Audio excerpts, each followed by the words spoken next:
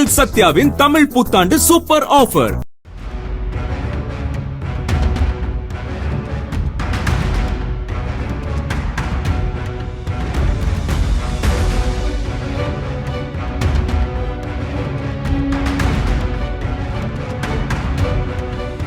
தமிழக வெற்றிக் கழகம் 2026 சட்டமன்ற தேர்தலில் 234 தொகுதிகளிலும் தனித்து போட்டியிடும் நிலையில் அனைத்து தொகுதிகளிலும் போட்டியிடும் வேட்பாளர்களை தவேக தலைவர் விஜய் அறிவித்திருந்தார். குறிப்பாக புதிய வேட்பாளர்களுக்கு வாய்ப்புகள் வழங்கப்பட்டாலும் மாற்றுக் கட்சியில் இருந்து வந்த முன்னாள் திமுக, அதிமுக, காங்கிரஸ் கட்சிகளிலிருந்து வந்தவர்களுக்கு முன்னுரிமை அளிக்கப்பட்டதாக விமர்சனம் எழுந்தது. குறிப்பாக அடிமட்ட தொண்டர்களுக்கும் கட்சிக்காக உழைப்பவர்களுக்கும் தான் சீட் என்று தவேக தொடர்ந்து கூறி வந்த நிலையில் தூத்துக்குடியில் கட்சியின் வளர்ச்சிக்காக பாடுபட்ட அஜிதா ஆக்னலுக்கு சீட் கொடுக்காமல் விஜயின் நண்பர் ஸ்ரீநாத்துக்கு சீட் கொடுக்கப்பட்டது அஜிதா ஆக்னலை கொதிப்படைய வைத்தது. ஏற்கனவே அஜிதா ஆக்னலுக்கு மாவட்ட செயலாளர் பதவி வழங்கவில்லை என அவர் போராட்டம் நடத்தி தூக்க மாத்திரைகளை உட்கொண்ட சம்பவம் பரபரப்பை ஏற்படுத்தியது. அதாவது கடந்த சில மாதங்களுக்கு முன்பு தவேக அமைப்பு ரீதியாக 120 மாவட்டங்களாக பிரிக்கப்பட்டு பொறுப்பாளர்கள் நியமிக்கப்பட்டனர். பின்னர் அவர்களுக்கு மாவட்ட செயலாளர் பதவியை விஜய் வழங்கினார். அப்போது தூத்துக்குடி மாவட்டத்தை சேர்ந்த பெண் நிர்வாகி அஜிதா ஆக்னல் மாவட்ட செயலாளர் பதவி தனக்கு கிடைக்கும் என்று ஆவலுடன் எதிர்பார்த்து இருந்தார். ஆனால் நிர்வாகிகள் பட்டியலில் அவர் பெயர் இடம்பெறவில்லை. புதிதாக நியமிக்கப்பட்ட நிர்வாகிகள் மட்டும் கட்சி அலுவலகத்திற்குள் அனுமதிக்கப்பட்டனர். எனவே அஜிதா ஆக்னல் கட்சி அலுவலகத்திற்குள் அனுமதிக்கப்படவில்லை. இதனால் அவர் தனது ஆதரவாளர்களுடன் கட்சி அலுவலகத்திற்கு வெளியே கண்ணீருடன் காத்திருந்தார். இந்த நிலையில் புதிய நிர்வாகிகளை சந்தித்து வாழ்த்து கூறி நியமன ஆணையை வழங்குவதற்காக விஜய் காரில் வந்தார். அப்போது அஜிதா ஆக்னல் தனது ஆதரவாளர்களுடன் விஜய் காரை மறித்ததால் பரபரப்பு ஏற்பட்டது. உடனே விஜயுடன் வந்திருந்த நிர்வாகிகளும் பவுன்சர்களும் அஜிதா ஆக்னல் மற்றும் அவரது ஆதரவாளர்களை விலக்கிவிட்டனர். இதனைத் தொடர்ந்து விஜயின் கார் வேறு பக்கமாக சென்றது. இதனால் அங்கு பரபரப்பான சூழல் காணப்பட்டது.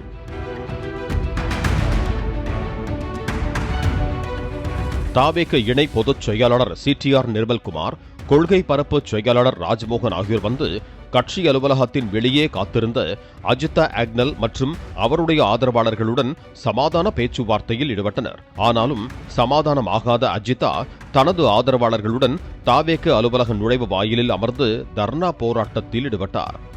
இதனைத் தொடர்ந்து நடத்தப்பட்ட பேச்சுவார்த்தைக்கு பிறகு தனது போராட்டத்தை கைவிட்ட அஜிதா ஆக்னல் தலைமை மீது தங்களுக்கு நம்பிக்கை இருப்பதாகவும் கடைசி வரை விஜயுடன் இணைந்து பயணிப்போம் எனவும் கூறினார்.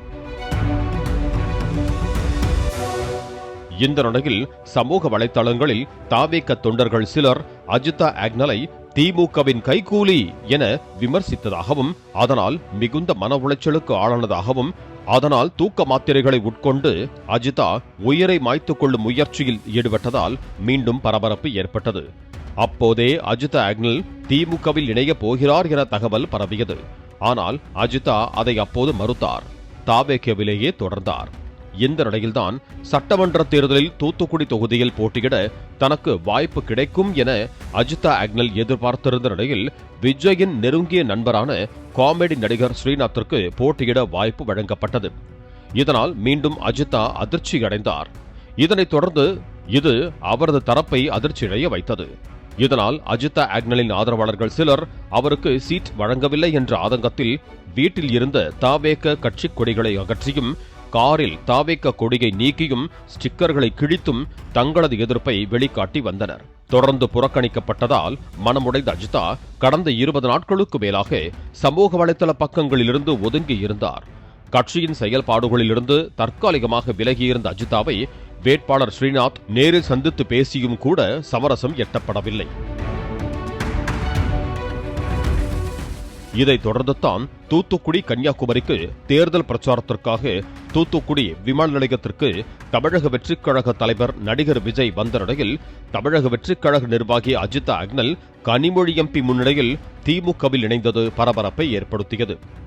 ஏப்ரல் 12ஆம் தேதி தூத்துக்குடி பாராளுமன்ற உறுப்பினரும் திமுக துணை பொதுச் செயலாளருமான கனிமொழி MP தலைமையில் அமைச்சர் அனிதா ராதாகிருஷ்ணன் முன்னிலையில் அஜிதா ஆக்னல் தலைமையில் 100க்கும் மேற்பட்ட தமிழக வெற்றிக் கழகத்தினர் தங்களை திமுகவில் இணைத்துக் கொண்டனர்.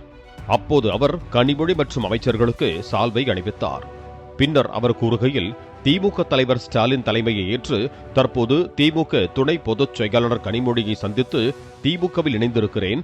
தமிழக வெற்றிக் கழகத்தில் பெண்களுக்கு உரிய மரியாதை மற்றும் அங்கீகாரம் கிடைக்கவில்லை.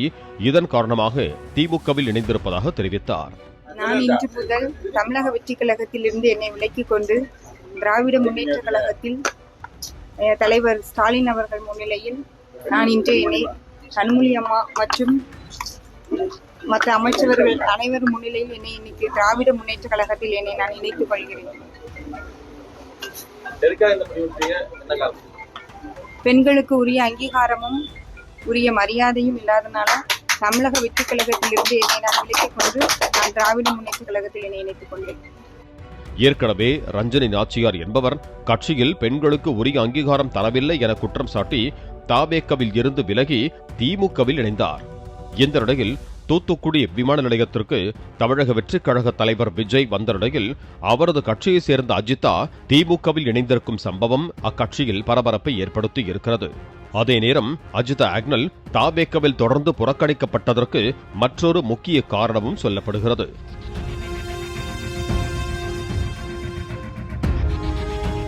விஜய் மக்கள் இயக்கமாக இருந்தபோது நீண்ட காலமாக மாவட்ட தலைவராக இருந்தவர் பில்லா ஜெகன்.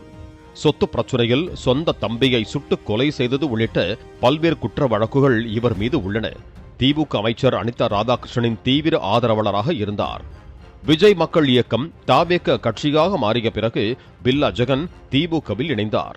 இந்த பில்லா ஜெகனின் சகோதரிதான் அஜிதா ஆக்னல். அவர் திமுக சென்றுவிட்டதால் அஜிதாவை தவேக பொறுப்புகளை கவனிக்க சொல்லியுள்ளார்.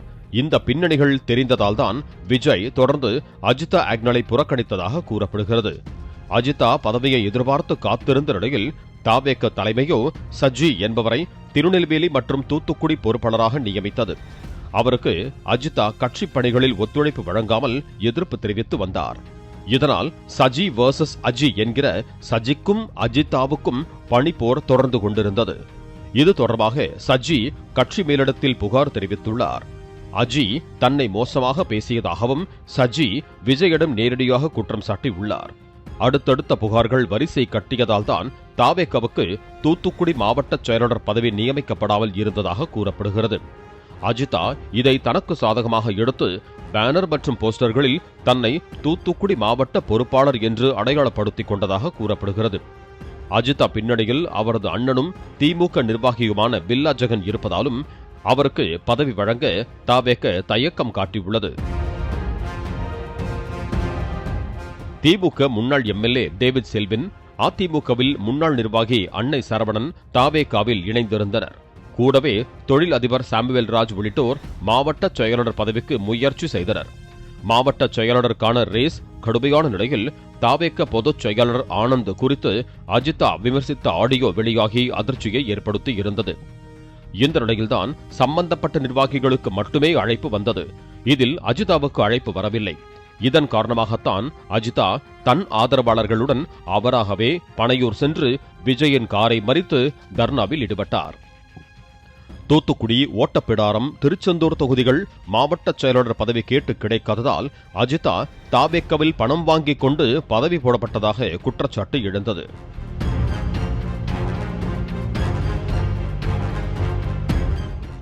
அது மட்டுமல்லாமல் தூத்துக்குடி சட்டமன்ற தேர்தலில் சீட்டை பெற அஜிதா தரப்பில் தவேக தலைமைக்கு ஒரு போலியான கடிதமும் எழுதப்பட்டதாக சர்ச்சை எழுந்தது.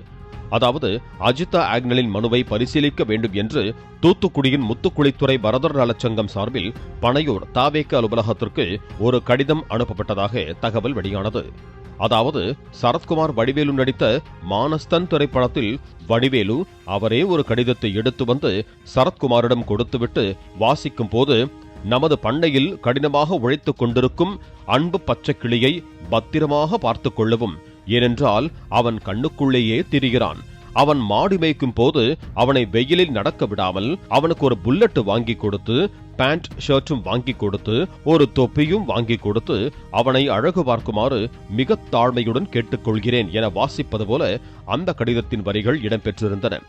அதாவது கட்சி தொடங்கப்பட்ட நாளில் இருந்து மிக தீவிரமாக வேலை பார்ப்பவர் அஜிதா ஆக்னல். மீனவர் சமூகத்தைச் சேர்ந்தவர் என்றாலும் அவர் சாதிமத வேறுபாடின்றி ஆதரவை பெற்றுள்ளார். கட்சி தொடர்பான சமூக நல பணிகளை கிராமங்கள் தோறும் கொண்டு சென்றவர். அத்தோடு தாவேக உறுப்பினர்களின் எண்ணிக்கையையும் அதிகமாக்கி இருக்கிறார். எனவே தூத்துக்குடியின் வேட்பாளராக அவர் அறிவிக்கப்பட்டால் நிச்சயம் வெற்றி வேட்பாளர் ஆவார் என்று அந்த கடிதத்தில் குறிப்பிடப்பட்டிருந்தது. இந்த கடிதம் வெளியாகி பெரும் பரபரப்பை ஏற்படுத்தியது. காரணம், முத்துக்குளித்துறை பரதர் நல சங்கத்திற்கு இந்த தகவல் தெரியவர அரண்டு போன அந்த சங்கத்தின் தலைவர் கனகராஜ், பொதுச் செயலாளர் ராஜி ஆகியோர் இணைந்து ஒரு வீடியோ வெளியிட்டனர்.